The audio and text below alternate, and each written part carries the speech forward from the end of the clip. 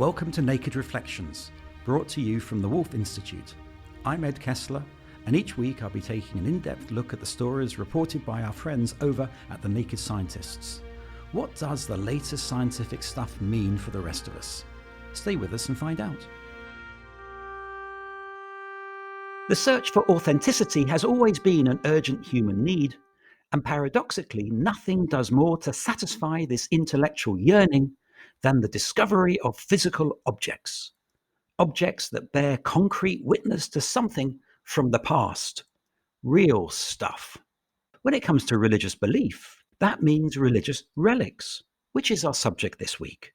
Leaving aside for the moment the contentious matter of whether such artifacts are genuine or not, their prevalence raises the fascinating question of how we should think of their agency in the real world. Here's the archaeologist Christopher Gosden speaking on an earlier edition of Naked Reflections. So Keith Thomas famously described the Catholic Church as an enormous mechanism for the production of magic. And of course, Protestantism's criticism of Catholicism was that it was too magical. No doubt Keith Thomas was thinking of more than just religious relics when he spoke of magic. For a faith which has taken the trouble to categorize its relics into a sort of league table, they clearly matter. And the same goes for other religions too. With me to discuss religious relics are a regular contributor, Dr. Ilaria Bernocchi, a tutor at the University of Warwick, who completed her PhD in the history of art here at the University of Cambridge, and a soon-to-be PhD graduate, Mohammed Ahmed, Wolf Institute scholar and a specialist on Muslim-Jewish relations. Relics are an important aspect of so many religions, Mohammed. To what extent do you think they represent authenticity, or do they simply end up as idolatry? I think we should maybe look at it, maybe not in this sort of dichotomous way, because maybe it's the fact that they are authentic that sort of leads to idolatry. In fact, the more authentic the object is, or the more authentic the message is, then the more likely it could lead to idolatry. Perhaps the bigger question could be, should objects be venerated? And if so, in what way? And I think that's what these three Abrahamic faiths have really tried to grapple with for centuries. I think oftentimes God is in the background of such things. We have a famous hadith in Islam that there were some pious people living in a town, and these pious people then passed away. And the people missed these people a great deal, and it sort of reminded them of God when they were around. So Satan comes to them in the form of an old man and says, let's make a statue of these people. Let's make a statue of these people so that when we see the statue, we're reminded of God. Eventually, sort of people stop just passing by that area on their way to the temple, and they start to go to that area, and they start to congregate there, and they start to pray there. And eventually, as generations pass, they start to worship these people. And it's sort of this parable that really plays a very important role in Islam. And that parable suggests, of course, of the dangers of relics and some kind of worship, some kind of idolatry. There's a fine line. I think when it comes to the way that Islam has to deal with relics, I think Islam, Judaism, and Christianity sort of deal with it in very, very different ways. I think a great justification was given by Ahmed ibn Hanbal, who was a very, very famous early Islamic jurist. And in fact, he sort of veered more towards the literalist or strict side of the spectrum when it came to these sorts of things. So it's interesting to see his take on it. And when he was asked why, we do things like this, why do we have relics? Why do we go to the Prophet's grave and touch it and things like this? The Prophet's companions never did this. And he replied and he said, well, they saw him with their very own eyes when he was alive. They enjoyed his presence directly. They kissed his very hand. They fought each other over the remnants of his ablution water. They shared his purified hair on the day of the greater pilgrimage. And if he spat, it would never hit the floor. It was always caught on someone's hand or someone's sword. And we don't have that tremendous fortune of sharing this. So we throw ourselves on his grave as a mark of commitment, reverence, and acceptance. And perhaps we can even kiss it. And Muslims are moved to these matters purely out of emotion, love, and devotion. So that's a little bit about the religious justification for relics, particularly from a Muslim perspective, Ilaria. Tell us about it from an artistic perspective. Relics, first of all, have to do with the body. And the body, in a way, it's the very first shrine of the soul, the original shrine of the soul. Early relics were very, very popular during the Middle Ages. They were very important tools of faith. They were considered to have miraculous powers, particularly powers of healing, and they had to do with the closeness of the body, which is what Muhammad was saying. It's very similar in this sense to the Islamic tradition. The idea that since we are very distant from the model itself, from the saint itself, and for the Christian has to try to replicate the life and virtues of a saint, or even the life of Christ, ideally. Of course, the idea of owning something, of touching something, of kissing it, of holding it, carrying it, wearing it, kneeling before it, having some form of physical interaction with it was extremely important. So in art, relics became enshrined into reliquaries that very often had a shape. They were very, very richly decorated. They were beautiful objects. And they tried to tell the story of the relic that was inside. So sometimes you would have a piece of skull that would stay into the bust, or a piece of hand, of the bones of a hand, that would stay into beautiful relics in silver with a hand. So the object, the artistic object, wasn't something just to behold, but were a particular type of artistic object because it could be very often handled. So they were a real medium between worshippers and the faithfuls and the relic itself, and therefore between man and God, between humanity and sanctity. So this is a very unique type of artwork in this sense, because it's really has a form of physical mediation with the sacred. But that role of the relic as an intermediary, if you like, seems to go against the emphasis of a lack of an intermediary, Mohammed, in terms of the, what can I say, strict monotheism of Islam, and not only Islam, also Judaism, whereas Christianity has this sort of, this tension, if I can put it that, Ilaria, with the physicality, the presence of Christ, a God coming on earth through Christ. But Mohammed, do Muslim scholars not see the danger of that intermediary role? It's mainly the spiritual vacuum that's left behind by these individuals that leads to people sort of coping mechanism. And in Islam, you're absolutely right. And there are sort of different views. And Islam has a very strong emphasis on tawheed, or the oneness of God, like Judaism does. Christianity is similar, but it does, of course, have a few differences. But we do see sort of the strain of, I think Protestantism does sort of espouse some of the similar values when it comes to these sort of intermediaries. But in Islam, yeah, I mean, especially in the modern day, when we come to more sort of a strict, maybe Salafi type of interpretations of Islam, sort of very strongly reject any sort of intermediaries that can happen between the person and God. And the relationship really is just down to that. And there's no object and there's no individual that can help you in that. Whereas the sort of majority of Muslims take this concept, and this is, I think, the key concept when it comes to Muslims and relics. It's the concept of tabarruk. And tabarruk means that you can take barakah from your association with some sort of relics. Let's say perhaps, you were able to touch the hairs of the Prophet Muhammad. There is some blessing in that. There is some barakah in that. But that can never be the cause for your salvation. But we do have sort of these very interesting kernels of stories that exists from the time of the Prophet Muhammad. For one of them, for example, when the Prophet Muhammad touched one of the carpets of one of his favored companions, and many, many years later, that carpet had now gone old and they wanted to throw it away, so they put it in a fire and it wouldn't burn. And the companion said, "Oh, I remember the Prophet Muhammad touched this carpet, and he said, whatever I touch cannot burn." It's from these really sort of beautiful little stories, I think, that we sort of get this feeling and image and thought of tabarruk. You can get some sort of benefit, but it's not tangible enough in order to sort of give you some sort of salvation.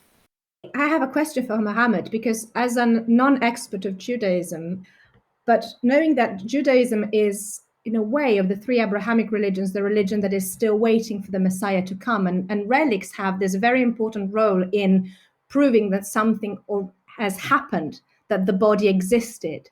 So I was wondering, what's the approach, what's the notion of relics for a religion that's fundamentally, whose people has been fundamentally nomadic for a big part of its history, or in a minority, often segregated position for another very long part of its history, and that claims to be still waiting for the revelation that the other two Abrahamic religions instead consider verified, done, happened, and proved by physical objects like relics.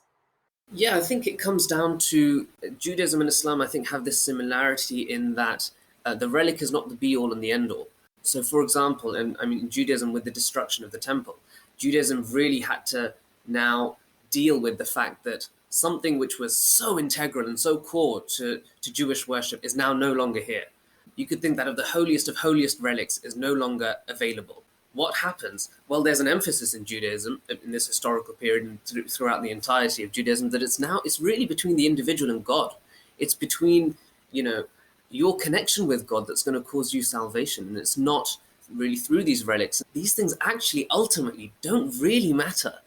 One day, these things will fix itself. One day the Messiah will come. One day this issue will no longer be here. But at the moment, it doesn't matter. And I think that's a very beautiful message as well. I sometimes view the Wailing Wall or the Kotel, the Western Wall, as a kind of a relic. It always seems to me very odd from a Jewish point of view, because relics are not something that I was brought up with or that I apply in my teaching. And yet, going to the Western Wall is a pilgrimage, and it's as if you touch the stones and you are physically and spiritually nourished along the lines that you actually mentioned, Ilaria.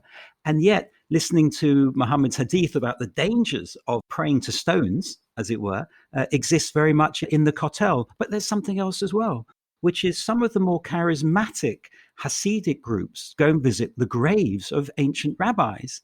And the very pilgrimage of going to a grave, touching the headstone, praying at the grave, applying what's called in Hebrew zakut avot, the merit of the ancestors, helps them in their individual relationship with the Almighty. So the irony is in this conversation that we have three very different religions that we're speaking to, each of which claims to have a certain relationship with relics, and Christianity most obviously of all, but yet Islam and Judaism also do, but we do it very quietly, so not many people know. I just think it's so interesting. We have, of course, the city of Mecca. And originally, Quran uses two terms for the city of Mecca. There's Mecca and there's Bakka. And Bakka comes from the Arabic word baka, which means to cry. And I just thought it's very interesting, sort of the link with the Wailing Wall and Mecca also coming from the root word in Arabic to cry. Let's pick up on that, Mohammed. You've mentioned Mecca, and I can't help but ask you about the Kaaba, which, of course, was it not a pagan shrine? Would it be deemed as a relic of a type, or would that be seen as a problematic term? I think it depends on the manner that you look at the Kaaba. If you look at it from the traditional Islamic lens, it's not a pagan shrine at all. It really is the legacy of Abraham. So it's actually the shrine of Abraham, the relic of Abraham. And it's through that sort of monotheism that, okay, yeah, you have a few intermediary years of idol worship. And so that's sort of how the tradition treats the manner in which the Kaaba was used for idol worship. But ultimately, it's an Abrahamic relic. In fact, if you really look at the Islamic tradition, it's a pre-Abrahamic relic. It says that the Kaaba was built by Adam, the first man, and that Abraham set the modern foundation of the Kaaba, and that the Prophet Muhammad, of course, also it ended up becoming the final qibla, the final direction of prayer. It's interesting how relics are not just, for example, in Islam, one would expect perhaps most of the relics are through the Prophet Muhammad. It's not the case at all. In fact, most of the relics are probably through other prophets, pre-Muhammadan prophets, that sort of filtered through and became important relics within Islam. Would a relic of the Holy Cross be considered a relic in Islam as part of a relic of a prophet? So it's a very good question. The only area where it gets slightly complicated is when it comes to Jesus. So the Muslim belief on Jesus is that he himself wasn't crucified. It's that someone was crucified in his place in order to sort of to give the impression to the people that Jesus had been crucified, but actually Jesus was raised to the heaven. So where it contradicts the Islamic narrative, those relics are not really accepted within Islam. For example, the spear that is said to be put through the side of Jesus, that was actually, I think, given to the Pope by an Ottoman Sultan after the conquest of Constantinople, because he sort of saw no real value in it, because in the Islamic tradition, it doesn't really hold it. Whereas when it comes to things that look like the Staff of Moses, that are still kept in the Topkapi Palace in Turkey, and many other such relics, which come from previous prophets, or even if it was from Jesus, but it fit with the Islamic narrative, they're given as much importance as the relics of the Prophet Muhammad. This is Naked Reflections with me, Ed Kessler, and my guests, Ilaria Benocchi and Mohammed Ahmed. We're discussing religious relics. Science has its own relics too, but sometimes they're not exactly enchanting. Just after the Civil War, the curators of an American medical museum received an envelope with a handwritten note containing a smallpox scab. It seems like the letter made their day, as Andrea McCollum told the story in the Naked Scientist show, Past, Present, and Sausage. And I think what's really nice about some of these older relics is that if you can combine it with documented information, for example, in Virginia with the scab, it was found in a letter. So we had documented information about how it was obtained and then it was used for vaccination.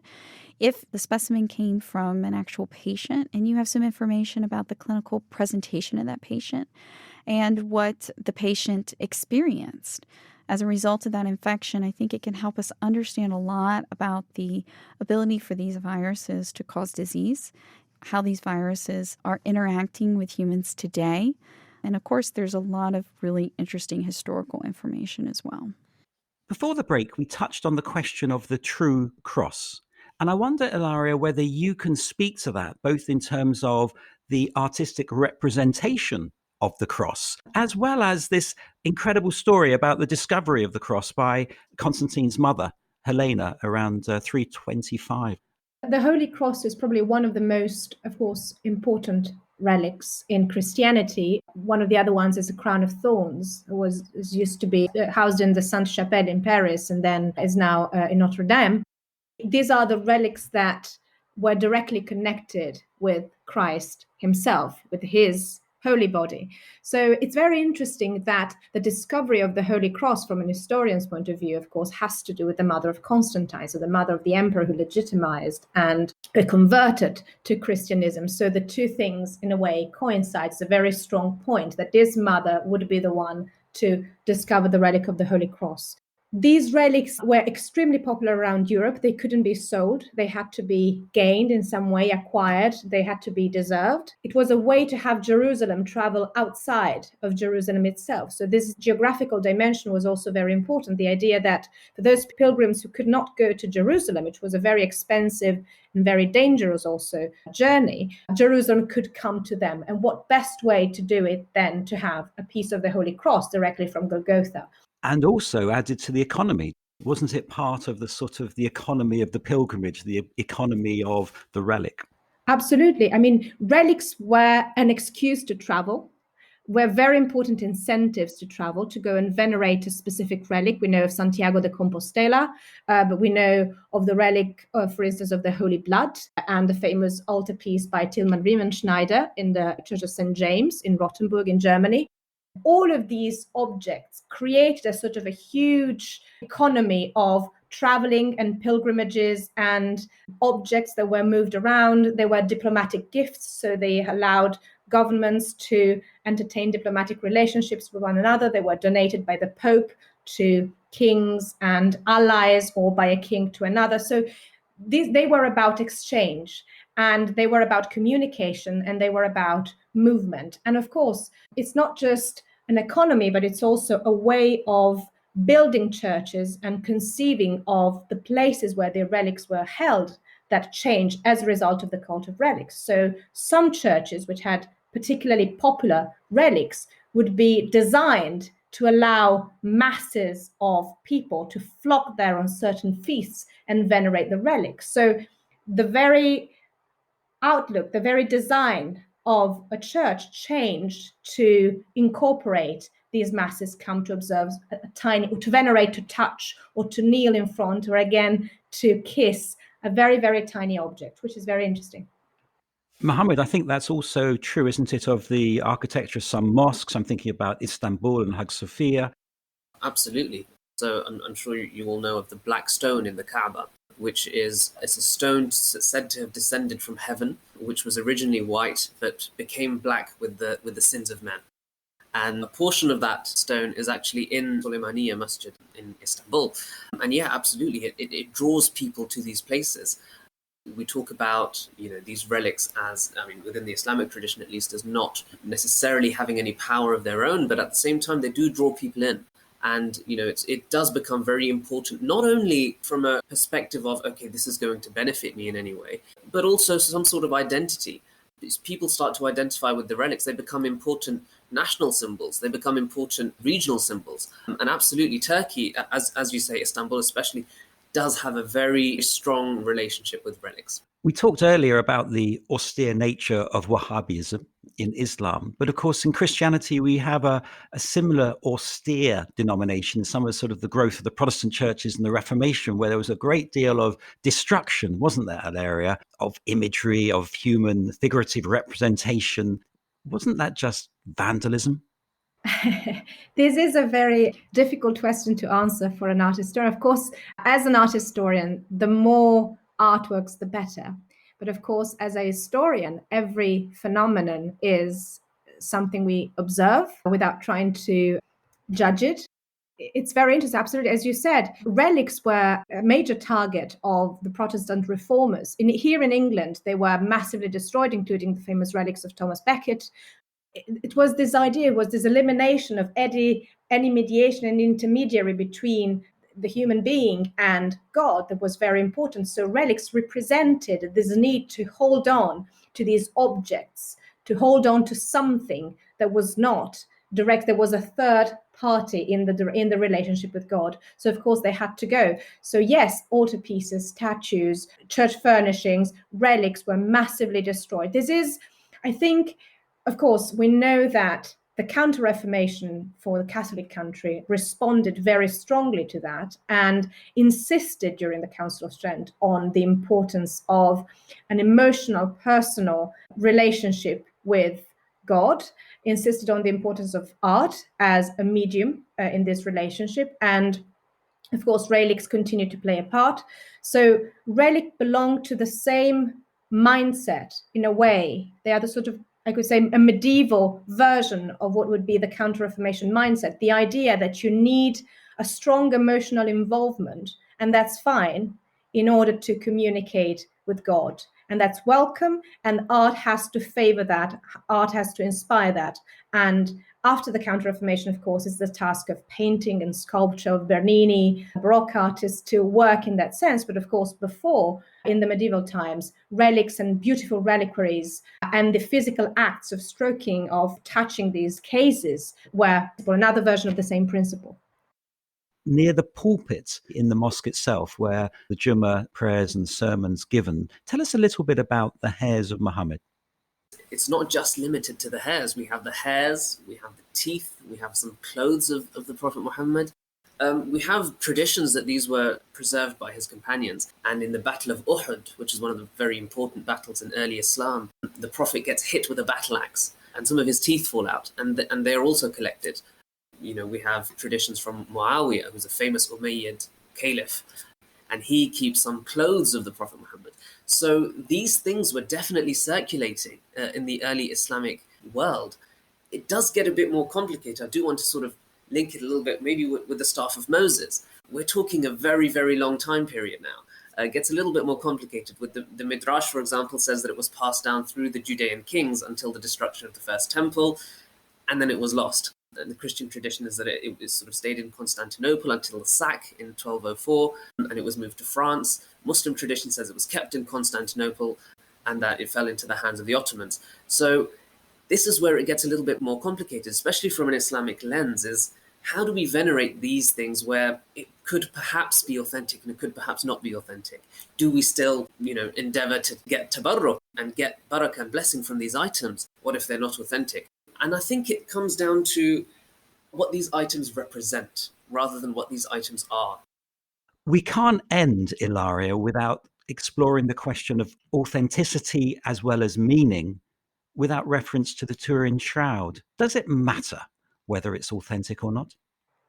It's a very good question. I think it doesn't matter from perhaps an anthropological and historical point of view, because what matters is how people respond to it, and that's real. And that's something that is valid for all relics in the Islamic tradition, as Muhammad was saying, but also in the Christian tradition. We have so many relics, the majority of them, particularly the relics of very, very old saints from the early Christianity, are quite unlikely to be actual relics.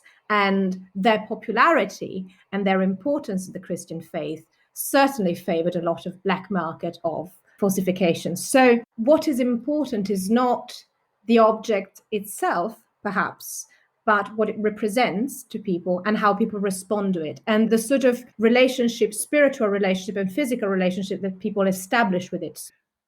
Unfortunately, I'm going to have to draw a veil over this discussion. Thank you for listening, and thanks to my two guests, Ilaria Benocchi and Mohammed Ahmed. Please do contact us at Naked Reflections. You can find us at the Wolf Institute, send an email or Facebook message. Let us know what you think of the show. We have a wide range of genuine and valuable audio relics, which you can find by delving into our back catalogue. You can also find the Naked Reflections podcast at nakedscientist.com/reflections or wherever you get your podcasts. I'll be back next week with some more guests.